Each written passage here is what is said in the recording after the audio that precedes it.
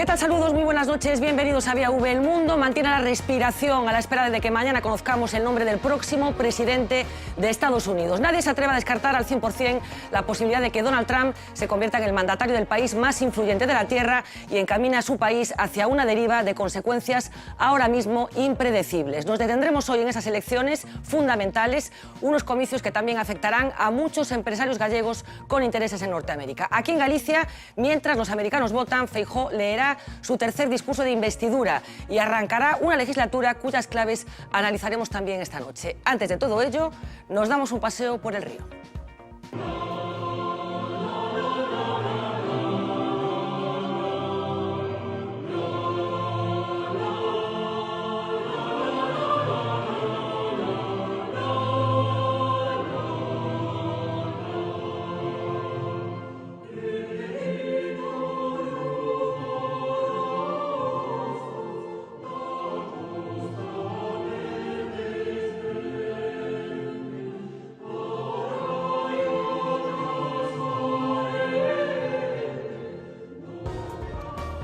Fernando Cobo, muy buenas noches. Un auténtico placer respirar un poco de tanta política que nos atosiga últimamente. Doctor en Biología, director de la Estación de Hidrobiología en Corodocón. Hace unos días pronunciaba una conferencia en el Foro dos Recursos Marinos de Ogrove que nos ha servido como excusa para invitarnos esta noche y meternos un poco en los ríos y en el mar y hablar de especies que se identifica con Galicia. Galicia es merluza, es xouba, pero también son otras especies que a lo mejor están cargadas de, bueno, pues de otro tipo de leyendas y de singularidades que pretendemos compartir con usted esta noche.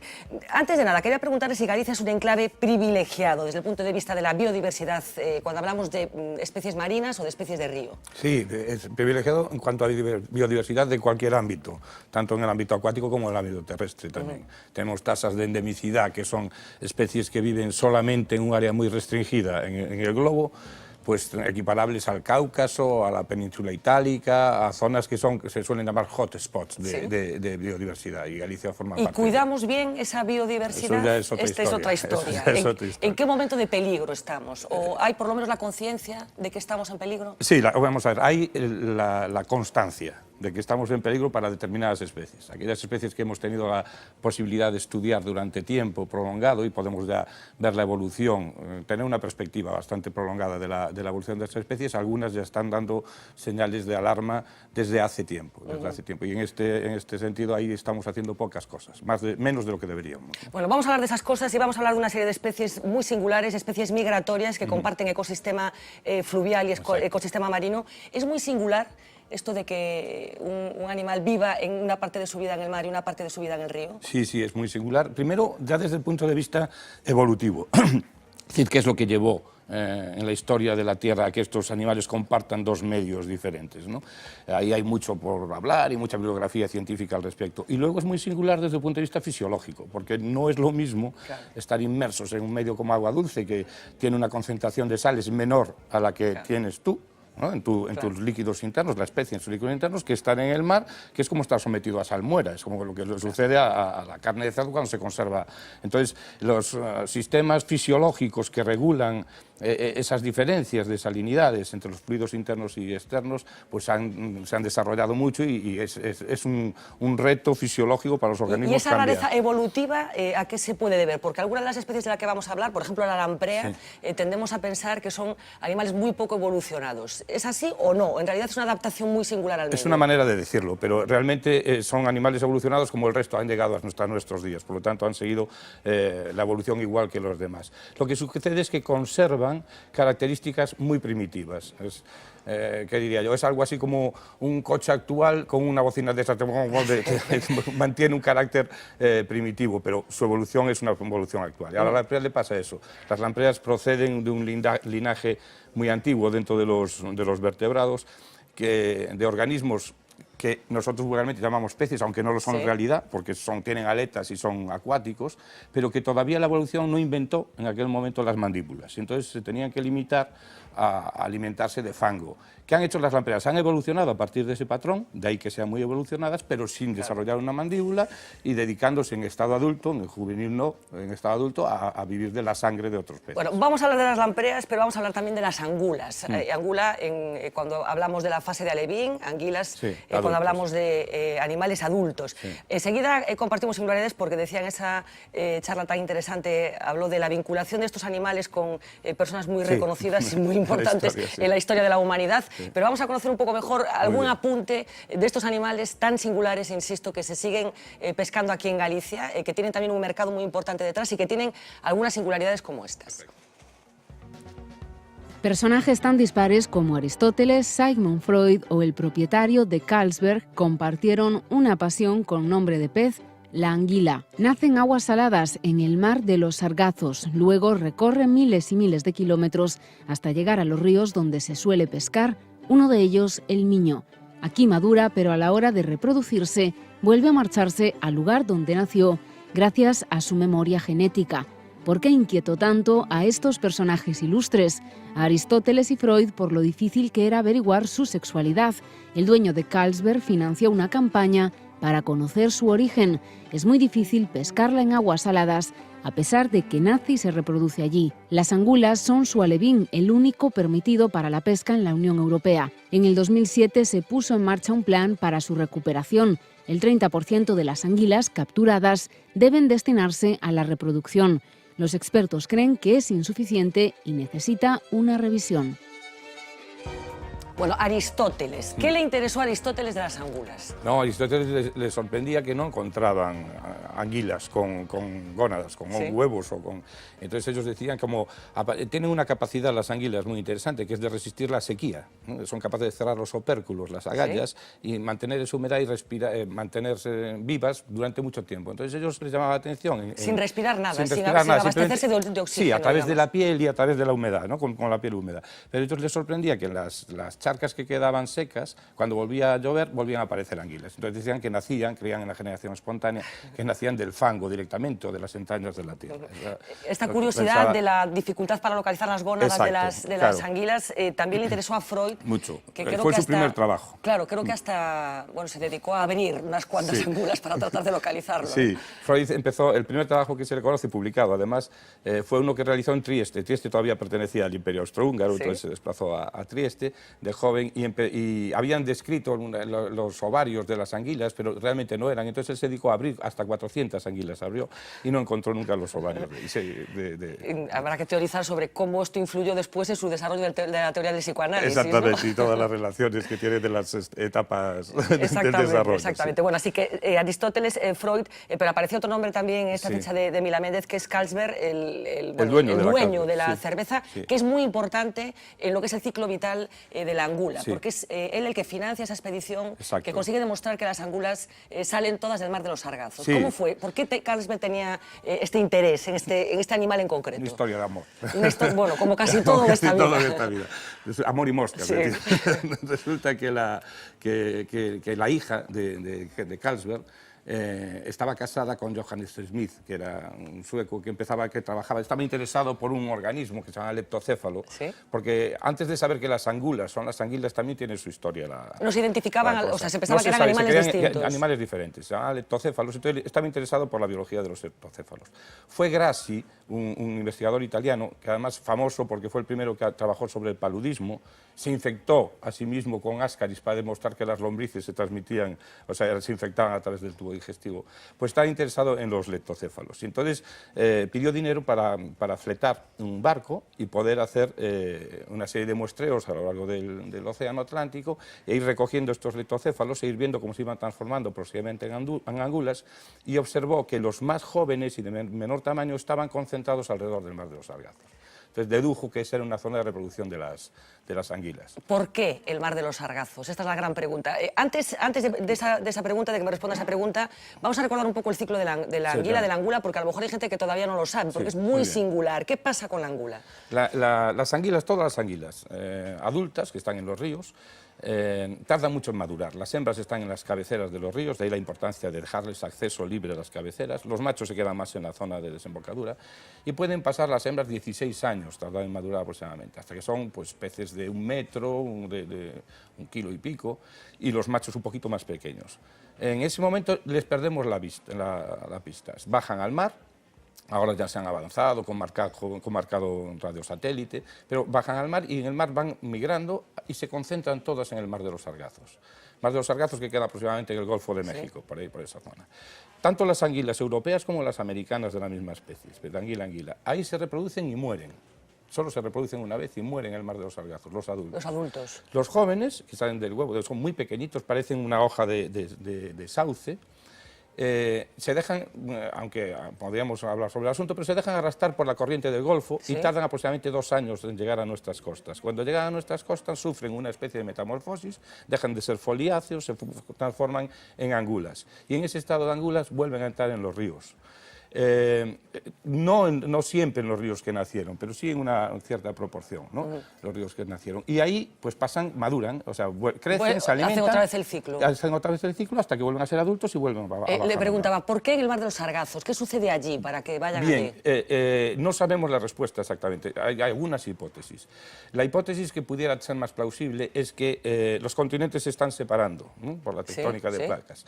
Es posible que donde está el Mar de los Sargazos ahora coincidiese con una zona geográfica, cuando los continentes estaban unidos, un lago interior, en donde las anguilas se reprodujesen. Al irse separando los continentes, cada vez le quedaba más lejos el lugar geográfico en donde se reproducían, porque ellas tienen seguimiento geográfico en principio o bien por un cierto magnetismo o bien por las estrellas, no sabemos muy bien cómo se orientan, pero ellas van como digamos a la dirección GPS de la reproducción. Increíble. Lo que pasa es que se le ha ido separando, entonces cada vez le quedan más lejos. Más lejos.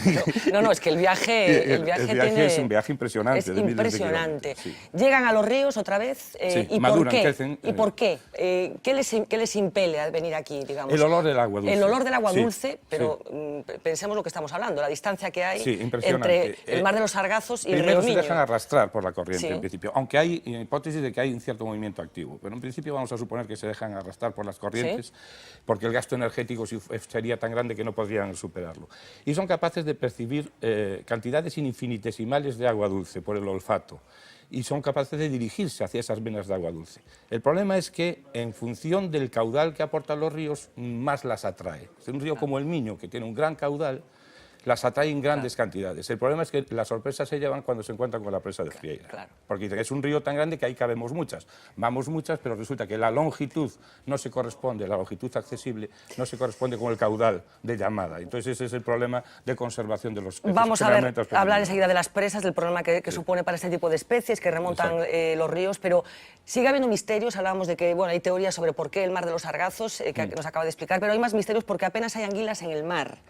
Es difícil localizarlas. Que no haya es otra cosa. Es difícil localizarlas. Sí. Parece ser que ellas lo que hacen es sumergirse a profundidades grandes en el momento que llegan al mar y realizan la migración hacia los sargazos ascendiendo y bajando. Ascienden durante el día y bajan durante la noche. Al principio, digamos que están a 300 metros de profundidad, ascienden hasta la superficie y bajan a los 300, pero a medida que progresan, bajan a los 400, ascienden hasta los 100, bajan hasta los 500, ascienden hasta los 200, y de esa manera, haciendo una especie de zigzag en la vertical, van hundiéndose y van llegando al Mar de los Sargazos. Increíble la peripecia vital de esta especie. Bueno, hablaba del embalse de Frieira, del problema que supone esa barrera física que hemos construido los humanos. ¿Cómo podríamos compatibilizar pues un ciclo biológico interesante que se complete para ellas con las necesidades energéticas que tenemos, que son las que explican este tipo de embalses? ¿Cómo hacemos? Bueno, hay varias estrategias. Una, disminuyendo las necesidades energéticas. Sí, bueno, probablemente sería lo más inteligente. Esa de entrada. Y luego hay un reglamento europeo que marca una serie de pautas. Hay que dar cumplimiento al reglamento europeo. Primero hay que hacer un buen diagnóstico de la situación de la anguila en los países miembros. No siempre se hace bien, no siempre se está dedicando a ello personal habilitado especialmente para hacerlo, y una vez que sepamos la situación, pues dejando esa proporción que marca el reglamento para repoblación, engorde, no reproducción, sino no se pueden reproducir en cautividad, sino engorde, y luego darle libre acceso al mar. Cuando se refiere a repoblación es dar libre acceso al mar a las anguilas adultas para que puedan ir a más de 2 años. Porque están en peligro las angulas en Galicia en estos momentos, porque la sensación que tenemos, yo en mi ciclo Sí. vital recuerdo cuando las angulas eran caras ya, pero bueno, había, y últimamente las angulas es un producto exclusivo total que ya no hay prácticamente en el mercado, De ¿no? todas las especies de agua dulce es la más amenazada. Y yo me atrevería a decir que está tan amenazada como el lince ibérico o como otras especies paradigmáticas de nuestra fauna. Pero con el agravante que la población europea es una población única, porque toda procede del mismo origen. Y por lo tanto el problema está en todo. La sobrepesca ha incidido muchísimo sobre la angula porque se exportaba a países asiáticos en donde la engordaban y la tomaban. O sea, la compra se hablaba de Japón siempre, de un China, gran comprador sí. de China, o sea, que no era para consumir la angula No. como producto, digamos, de lujo, sino para Engordar engordarlas. las anguilas y comer las anguilas. También consumen anguilas adultas los Países Bajos. Y también se exportaba. Ahora se ha prohibido la exportación fuera de Europa, pero también consumen una parte importante de nuestras angulas para engorde y comerlas en estado adulto. Hablamos de Galicia, un sitio especialmente bueno, digamos, para la cría de las angulas. Es un Sí. sitio singular dentro del mundo. Galicia y Francia. Digamos que hay 2 especies que tienen su área de distribución. El número de individuos más abundantes en la anguila y la lamprea es en nuestros ríos de Galicia y de Francia. Galicia, cornisa cantábrica para la anguila, la lamprea más circunscrita a Galicia. ¿Y la administración gallega y la española están sensibilizados con este problema suficientemente? Bueno, no creo que lo estén por los efectos. No, obras son razones, Claro, ¿no? claro. Obras son amores y no buenas razones. razones, exactamente. No hay un cumplimiento, es reactiva la sensibilización de la Administración en la conservación de la naturaleza. Si hay un imperativo legal por parte de la Unión Europea, por parte de la legislación internacional, se ponen con cierta inercia, se ponen manos a la obra. Pero los resultados no son los apetecidos. Llevamos ya 6 años, 7 años desde la obligación del reglamento de anguila y no vemos resultados positivos. Porque a este ritmo, ¿estamos hablando de un riesgo definitivo? De la anguila sí. De la anguila estamos en las reuniones. Yo tengo la fortuna de formar parte del ICES, del Consejo Consultivo de Explotación del Mar, relativo a la anguila y otros peces migradores. Estimamos en una reunión en Londres que si se pusiesen en funcionamiento todas las medidas recomendadas para la Unión Europea en los distintos países, tendríamos que esperar 20 años para notar una recuperación sensible de las poblaciones. Poniendo en marcha todas las medidas, pero no poniéndolas, insisto, y poniéndolas adecuadamente. No poniéndolas estamos abocados al fracaso. Al ocaso de una especie. De la especie, sí.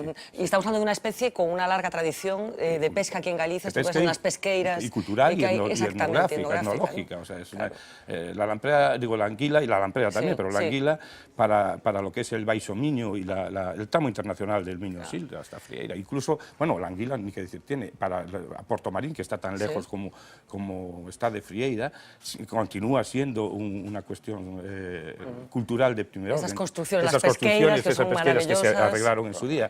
Yo tuve la oportunidad de formar parte del grupo que hizo la adaptación del reglamento para que pudieran persistir esa actividad y esas pesqueiras.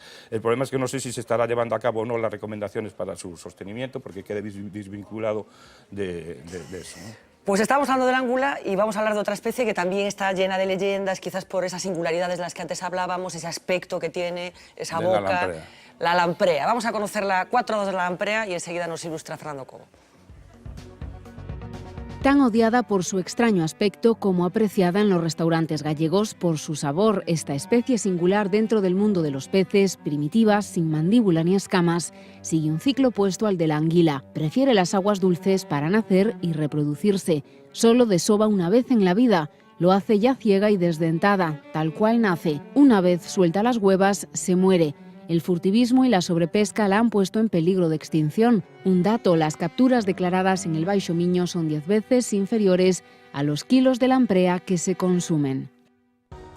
Bueno, esto de las capturas enseguida lo vamos a comentar también, pero en esta conferencia usted venía a decir que el periplo vital de la lamprea es casi una metáfora de nuestra vida. Sí. ¿Por qué? Sí, me gusta decir eso, porque los adultos cuando llegan a los ríos, antes, cuando nacen, no tienen ojos ni tienen dientes, son larvas filtradoras. En esto recuerdan a esos ancestros primitivos, filtran esa sopa nutricia que arrastra el río de algas microscópicas y de materia orgánica.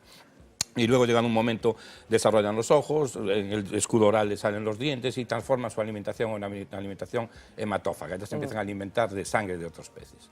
y en esas condiciones bajan al mar. Y ahí duran, que nosotros sabemos que están al menos 13 meses, vuelven ya como adultos, y cuando vuelven como adultos le pasa todo lo contrario. Pierden la vista, pierden los dientes y llegan a reproducirse todos los ríos, y después se reproducen y mueren. O sea, tampoco le pasa como las águilas. Llegan hechas polvo, claro, llegan hechas polvo. Están para muchas alegrías, entonces se reproducen y mueren. Se reproducen una sola vez. Una sola ¿no? vez, indefectiblemente. Hay otras especies, como por ejemplo el salmón, que puede llegar a reproducirse 2 y 3 veces, pero las lampreas mueren todas.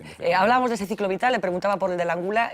Resuelve un poco cómo es el ciclo de la lamprea. Sí. La lamprea que nosotros podemos llegar a comer, independientemente de dónde se haya cogido, ¿cuál es su ciclo vital? Bueno, pues estos adultos ponen una cantidad enorme de huevos. Una hembra de lamprea de aproximadamente 900 gramos, 1 kilo, puede llegar a poner hasta 200.000 huevos. Bueno, esto no es más que una estrategia que tienen los organismos para no tener que atender a las crías. Son poco 200.000 y ya alguna ya no sobrevivirá. Por lo menos, si somos una pareja, que lleguen 2 y ya mantenemos el número, ¿no? De ahí, de esos huevos, nacen unas pequeñas larvas que se llaman amocetes, también tiene un nombre. También en su día se creyeron que eran especies diferentes, por lo distintas que son, larvas de adultos.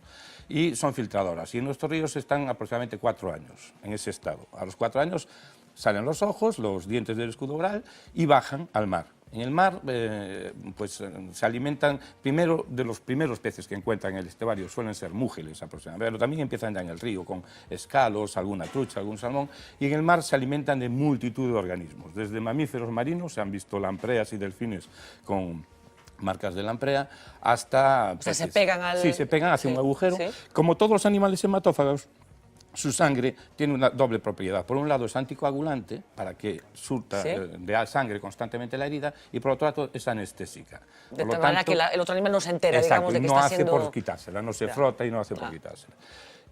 Ahí permanecen, 13 meses, que es lo que nosotros hemos medido. Tuvimos la fortuna de ser el primer grupo que lo consiguió.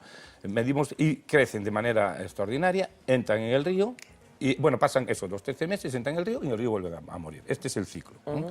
La época en que entran, pues es la época que conocemos todos, que es la época de la lamprea, que es desde enero hasta coincidiendo hasta con abril, la Cuaresma, más o menos, ¿no? por eso hay tanta Efectivamente. tradición de comer la lamprea precisamente. Hablaba de que su grupo fue el primero que consiguió recapturar una lamprea, lamprea. Creo que llegaron a señalizar 3.000 y Sí. solamente una Sí. Pudo ser... ¿Qué pasó Recapturada. con todas esas lampreas, esas 3.000 lampreas que señalizaron, digamos, para tratar de hacer un seguimiento? ¿Qué pasó? ¿Por qué solo una? Sí, es un golpe de suerte, porque 3.000 son pocas. Incluso marcando 10.000, 20.000 individuos, uno no asegura el éxito en tener una recaptura.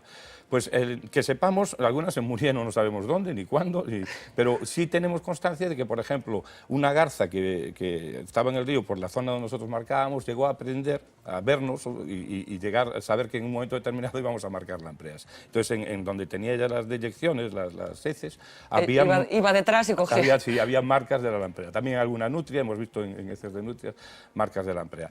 Es lo normal, lo que decía antes, es una estrategia de los organismos, mucha descendencia para asegurar que solo unos pocos individuos lleguen a la...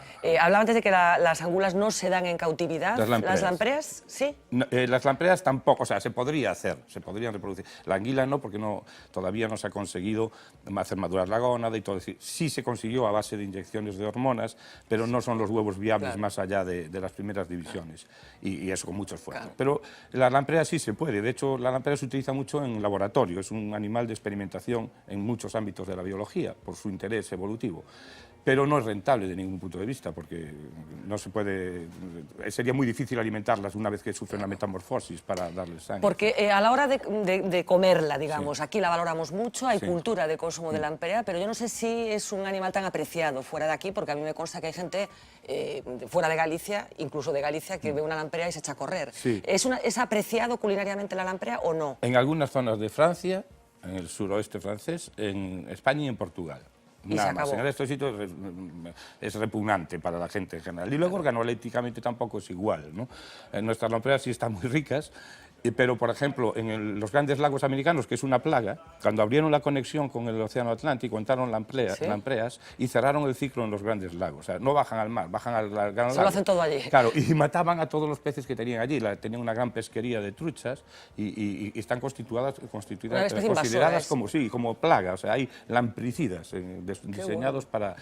Y se hizo algún intento de traer lampreas de los grandes lagos para aquí y poderlas comer fuera de temporada. Sí. Bueno, primero son miserentas, ¿no? Son muy pequeñitas, muy poca cosa. Y luego tienen un sabor desagradable, a fango, sí, algo, claro, como cuando las lampreas aquí ya están cucadas y llevan mucho tiempo en el río. Porque aquí la clave de la singularidad de la lamprea, que a mí particularmente me parece una cosa deliciosa, es como esa mezcla que no sabe muy bien si es pescado, si es carne, si es, ¿no? Esa carne tan particular, ¿no? Y eso, recién llegadas del mar, con la cantidad de grasa determinada, sí, eso es lo que las atractiva. Decíamos en esa ficha, que lo contaba usted en esa conferencia, que si se hubieran cogido en los ríos gallegos todas las lampreas que se consumen en los restaurantes del Baixo Miño durante la temporada de lamprea, tendrían que cogerse 10 veces más de las que comemos. ¿De dónde vienen esas lampreas? Vienen de Francia, fundamentalmente. Vienen muchas lampreas de Francia legalmente, pero también vienen de otros sitios ilegalmente. ¿Por ejemplo?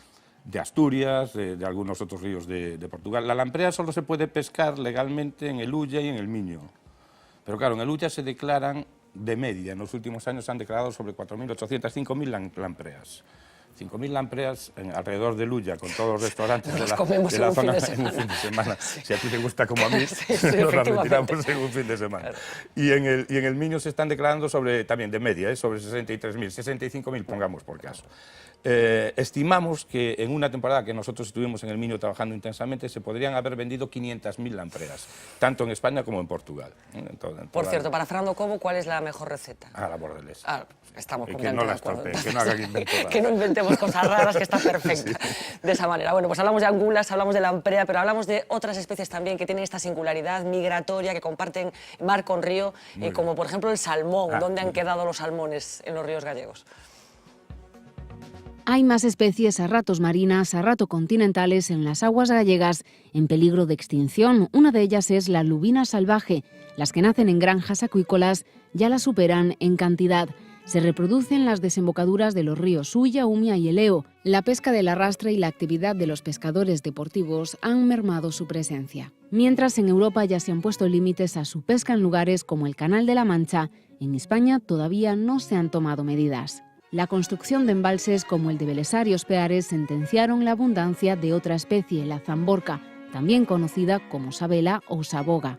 Su presencia ahora es testimonial en el río Miño. Las presas fluviales también han obstaculizado el ascenso de los ríos al salmón. Los ríos tradicionalmente salmoneros sufren un descenso generalizado de esta especie que nace en aguas dulces, pero desciende al mar para madurar. Estas tres últimas especies las que nos queríamos detener, los salmones, la robaliza, la sabela, salmón. Bueno, todos tenemos un abuelo que seguro que iba a pescar salmones. ¿Qué ha pasado? ¿Van a volver los salmones a los ríos gallegos o con este sistema que tenemos va a ser imposible? O sea, el salmón es una de las especies emblemáticas de los migradores y se han dedicado a su protección una cantidad enorme de dinero en todos los países donde se distribuye el salmón atlántico. El problema del salmón es que volverá en la medida que quepan en el río. Nosotros cuando hablamos de esto hablamos de capacidad de carga. Un río como el Miño, que tiene pues 100 y pico de kilómetros, puede albergar una cantidad muy grande de salmones, pero si nosotros reducimos la tramo accesible a los últimos 70, de los cuales la mitad es una zona estuárica, pues ahí van a caber pues, en proporción. Siempre vamos a hacer ese cálculo nada más. Cabrán los que quepan en ese pequeño espacio. Por lo tanto, no volverán a estar jamás en las abundancias que estaban hace pues, 50, 60 años cuando pescaban nuestros abuelos.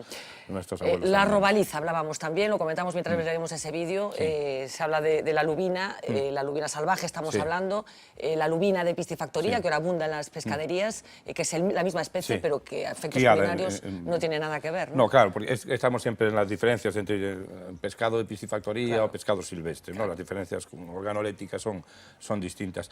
La robaliza no es exactamente un pez migrador. Los peces migradores realizan grandes desplazamientos para reproducirse.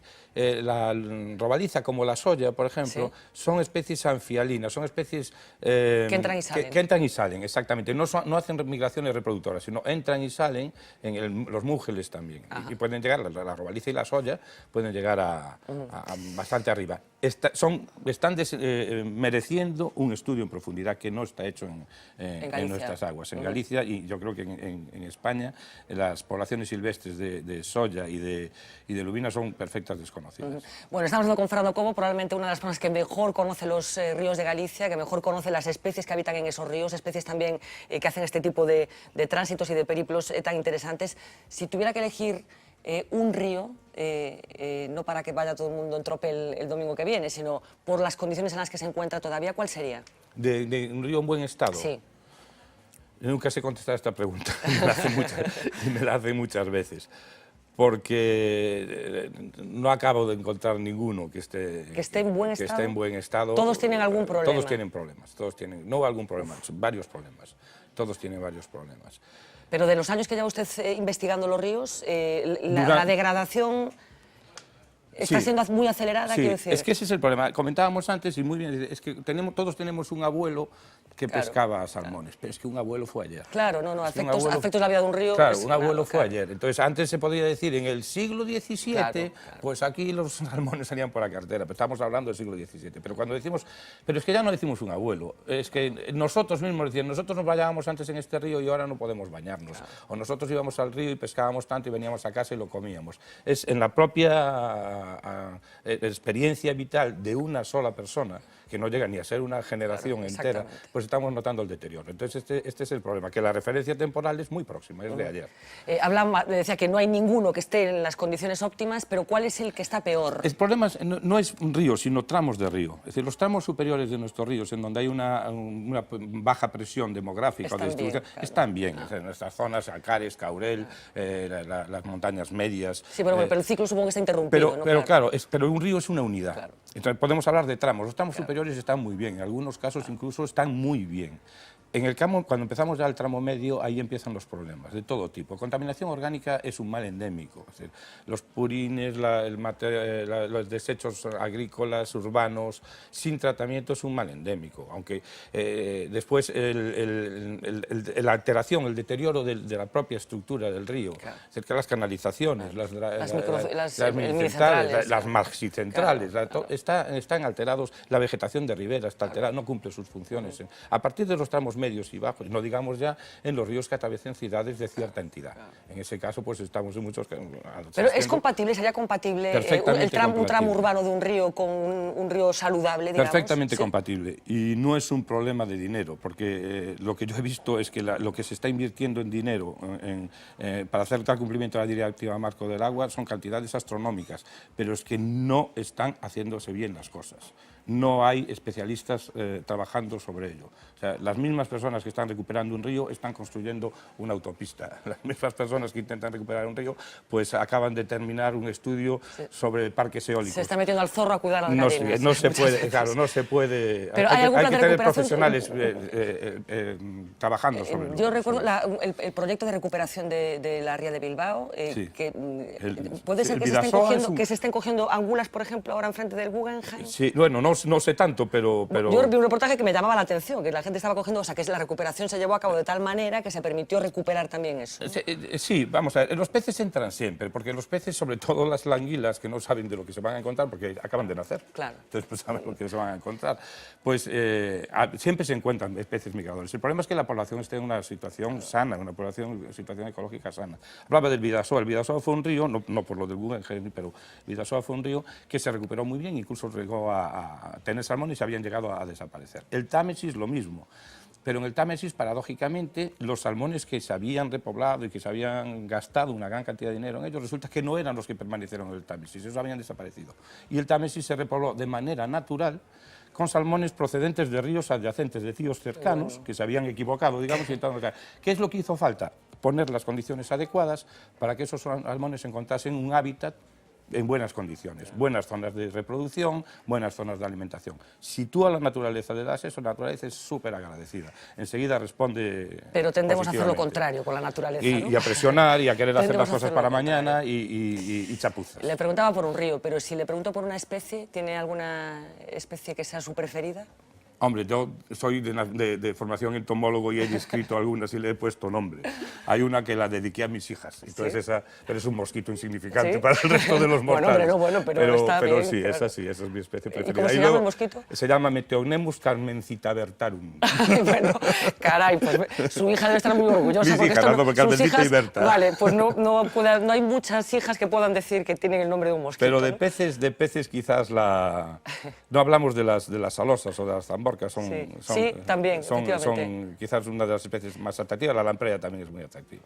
Pues de verdad, un auténtico placer escucharlo. Igualmente. Estaríamos aquí horas escuchando cosas que se pueden hacer o cosas que tienen que ver con la naturaleza y lo mal que nos portamos con ella y lo agradecida que es a poco que lo hagamos bien con ella. Muchísimas gracias por su sabiduría y por su magisterio, de verdad, Fernando Cobo, un placer. Vamos a hacer una pausa publicitaria, regresamos enseguida para hablar de cosas mucho menos interesantes, ya se lo voy adelantando.